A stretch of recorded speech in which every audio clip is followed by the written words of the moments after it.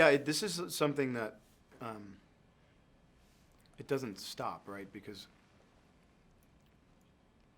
I think I said this to Julie or Kevin even a couple weeks ago. I said, first of all, I said to Julie, actually it was both of them, and I said, I'm so grateful for all that you taught me and all the amazing opportunities that you gave me by, giving me that role.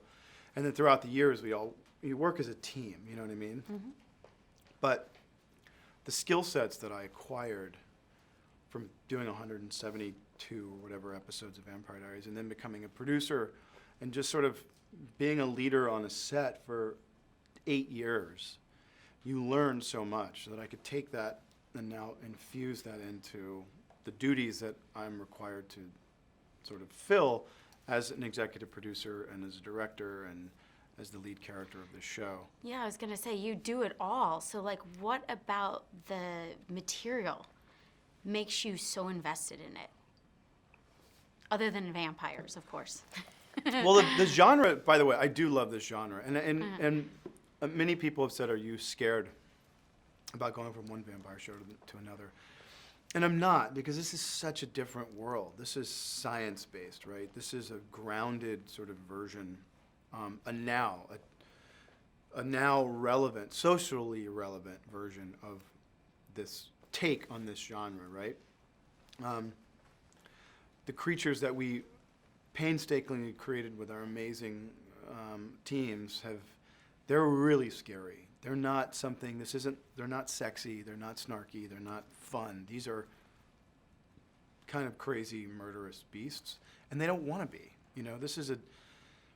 The way this all comes about is because of climate disruption and climate change, the rampant glacial deterioration that's happening right now. As the ice melts, it exposes things that have been trapped down there for millennia, if not millions of years, right?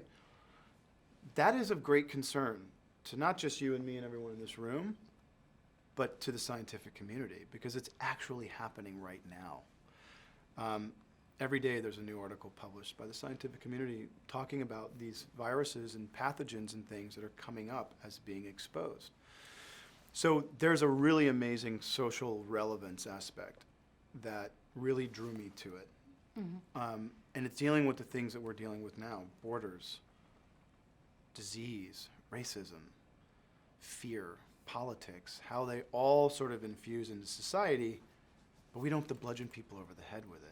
Yeah, I was watching the trailer, how it's, I think the big thing that stuck out to me, because it's not your typical horror kind of be frightened of vampires. I mean, what is it, the line Blood Nation, I think stuck out to me. And then also, I am a doctor. I think your character says something like that. I was like, whoa, I wasn't expecting that. So really, there is a lot of conflict in the show. But can you tell me about the character of Adrian Holmes? Because I found his character very fascinating. Yeah, Adrian's character, Michael Fain, is... they're the closest brothers in the world. There's a whole backstory that I won't go into. That'll be season 2. Okay. In the books, he was a barista in New York. We made him a chopper pilot because he and Luther get to do a lot of really great stuff together. His character is amazing. He's this fun-loving, beautiful man, but crazy smart chopper pilot, enjoys life, does really well in his life. He does Luther a favor, takes him up to the Arctic and gets exposed to this prion, which a prion's like a protein, right? Remember Mad Cow? How devastating that was? Yes. So this is a prion, but 1,000 times elevated than what Mad Cow is. And it affects or infects indiscriminately, right? Doesn't matter what color you are, what gender you are, where you live, it doesn't matter. And unfortunately, this prion hits Fain, and he has a specific gene, it's called a predator gene, that activates this junk DNA in his body and creates all these crazy changes. Basically turns him into a murderous beast. But he is patient zero, and now he is forced to, it spreads because of him. Not only does he have that level of guilt, but he's now going to be forced to lead this massive number of people that have turned, who are looking to someone to be their leader, to protect them, to take care of them, to help them source food. And so it's, for me, V-Wars really is the what if, like what Lost was, right? It's recreating society. So what happens, I mean, we saw this with AIDS in a way. What happens when vast swaths of the population separate? We also saw this in 1860 in the United States when the Civil War happened. You have families fighting each other. But this is the sad, amazing journey of Michael Fain, who is this proud, beautiful, stoic, accessible creature. And it's beautifully played. And, going from a Vampire Diaries situation, I just wanted to play a guy whose superpower was just being a good dad. His superpower was being a great scientist. Yeah. He's just a normal, good man, right? And what we learned was people don't want an ordinary hero. They want an extraordinary hero. And so Luther Swan's path and Michael Fain's path are going to be accelerated, and they're going to collide at some point and become very powerful, awful. Watching society have to split and figure out how to rebuild itself is, I think, going to be very interesting. I'm very drawn to this story because it's much more than just a vampire be frightened. Yes, scary we got story. one viewer here. But I got one. I do want to ask you. You've worked with vampires a lot, even being one yourself, and on the screen. Why do you think people are so fascinated with vampires? Well, I mean, I might be sort of shooting myself in the foot by saying this, or in the leg. I don't know, maybe in the head.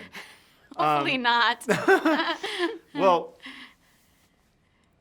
there are these layers of allure that I think the vampires, this lore and this genre created, which was wise but dangerous, sexy but violent, cool but snarky. There's all these really interesting layers that people love about vampires.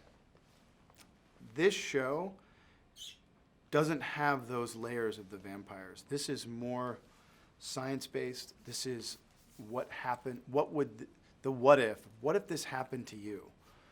And your life was turned upside down and you were forced to commune with these people who were also experiencing this with you. And so these characters are going to be thrown into this world where new laws and new beginnings are happening at every second, right? What happens when commercial air travel can no longer happen? What happens when you've got separate airports for healthy humans and bloods? What happens when bloods need legal representation? What happens when telecommunications companies split, and are only able to function in half of the country? Where's the food supply come from? I mean, these are like with Lost, sort of redefining and restructuring society. Very much, remember in like the 28 Days Later version, we don't have Danny Boyle, but I will find the next Danny Boyle, or Daniela Boyle. Yeah. Because this is how fast this is going to change. And while that was one film, now we've got 10 episodes of hopefully multiple seasons to sort of tell that story. That's what's exciting for me. We're dealing with these relevant things that we're dealing with now: borders, racism, medicine, fear, politics, the politics of fear, and sort of where do the sheep go, and where are the lambs and where are the wolves? And they're just coming out of nowhere at every angle. And this indiscriminately, this disease is infecting indiscriminately. So to see households sort of torn apart and to tell their story, and that's what happens to Michael Fain, which is you want an audience pushing and rooting for a character even though they have to do bad things. That's what I learned from playing Damon Salvatore. I mean, this guy, he was an awful guy. He was an asshole. But everyone loved him. They loved him. I loved him. Because there was a certain vulnerability to him that the writers and myself and actually my acting coach worked so hard on to find those layers. I learned so much about society. Damon Salvatore could have walked into an orphanage and literally in cold blood killed 20 kids, and you guys would go, well, I still he love had a him. fight with Elena and he feels terrible, and he got away with it. Yeah. And like, you know. We love our villains, though.